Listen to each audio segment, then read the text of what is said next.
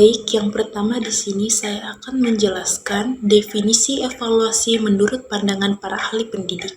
Kata evaluasi berasal dari bahasa Inggris, evaluation, yang berarti penilaian atau penaksiran. Evaluasi adalah proses penilaian-penilaian, ini bisa menjadi netral, positif atau negatif, atau merupakan gabungan dari keduanya. Saat sesuatu dievaluasi, biasanya orang mengevaluasi pengambilan keputusan tentang nilai atau manfaatnya. Baik, selanjutnya menurut para ahli. 1. Sunarsimi Arikunto 2004.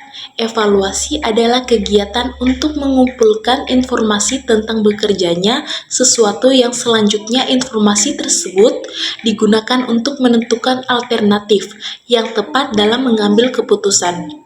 Fungsi utama dalam evaluasi dalam hal ini adalah menyediakan informasi-informasi yang berguna. 2. Wharton dan Sanders 1979. Evaluasi adalah mencari sesuatu yang berharga. Sesuatu yang berharga tersebut dapat berupa informasi tentang suatu program, produksi, serta alternatif prosedur tertentu. Karenanya evaluasi bukan merupakan hal baru dalam kehidupan alternatif prosedur tertentu. Selanjutnya, B. Fungsi evaluasi dalam proses pembelajaran. Evaluasi yang sudah menjadi pokok dalam proses keberlangsungan pembelajaran sebaiknya dikerjakan setiap hari dengan seksama dan sistematis dan terencana. Guru dapat melakukan evaluasi tersebut dengan menempatkannya satu kesatuan yang saling berkaitan dengan mengimplementasikannya pada satuan materi pembelajaran. Evaluasi mempunyai beberapa fungsi. Berdasarkan Undang-Undang Republik Indonesia Sisdiknas Nomor 20 Tahun 2003 Pasal 58 Ayat 1 bahwa evaluasi harus belajar peserta didik dilakukan untuk membantu proses kemajuan dan perkembangan hasil belajar peserta didik secara berkesinambungan. C. Karakteristik evaluasi. Evaluasi sangat berguna untuk meningkatkan kualitas sistem pembelajaran. Evaluasi tidak dapat dipisahkan dari pembelajaran karena keefektifan pembelajaran hanya dapat diketahui melalui evaluasi. Dengan kata lain, melalui evaluasi semua komponen pembelajaran dapat diketahui apakah dapat berfungsi sebagaimana mestinya atau tidak. Pada umumnya, guru melakukan penilaian berdasarkan proses pengukuran dalam bentuk tes dan non-tes.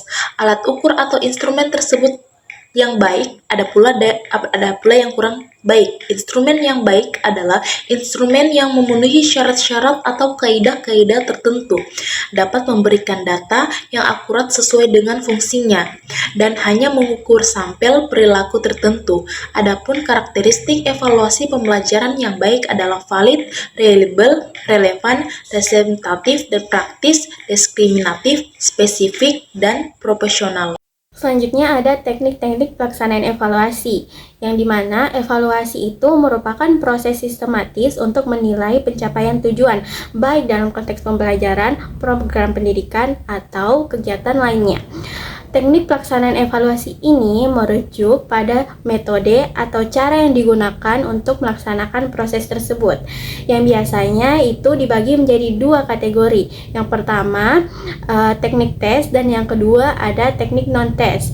Teknik ini dipilih berdasarkan aspek yang dievaluasi seperti pengetahuan, keterampilan, atau sikap. Berikut adalah teknik-teknik utama yang sering digunakan terutama dalam evaluasi pembelajaran.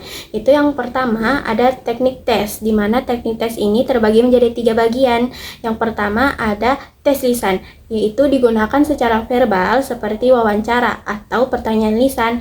Kemudian yang kedua ada teknik tertulis, yaitu meliputi esai, pilihan ganda, atau isian singkat. Kemudian yang ketiga ada tes tindakan atau perbuatan, mengamati kinerja praktik seperti demonstrasi atau proyek. Digunakan menilai keterampilan motorik atau aplikasi pengetahuan. Kemudian yang kedua ada teknik non-tes, yang dimana teknik ini tidak melibatkan ujian formal, melainkan mengumpulkan data melalui observasi atau catatan. Contohnya seperti observasi, yang dimana dia ini pengamatan sistematis terhadap perilaku atau proses, seperti catatan harian. Kemudian ada wawancara, yang dimana dia ini diskusi mendalam untuk eksplorasi subjektif. Kemudian ada portofolio yang dimana dia ini mengumpulkan karya atau bukti perkembangan sepanjang waktu. Selanjutnya ada model penilaian berbasis kelas, yaitu PBK, yang dimana merupakan salah satu pendekatan utama dalam sistem pendidikan Indonesia yang dirancang untuk mengukur proses dan hasil belajar siswa secara komprehensif di lingkungan kelas. Berbeda dengan penilaian tradisional yang seringkali terfokus pada tes tertulis dan aspek kognitif semata, PBK ini menekankan integrasi antara pelajaran dan penilaian, sehingga guru dapat mengumpulkan data tentang kemampuan siswa secara holistik, mencangkup dominan kognitif, afektif, dan psikomotorik.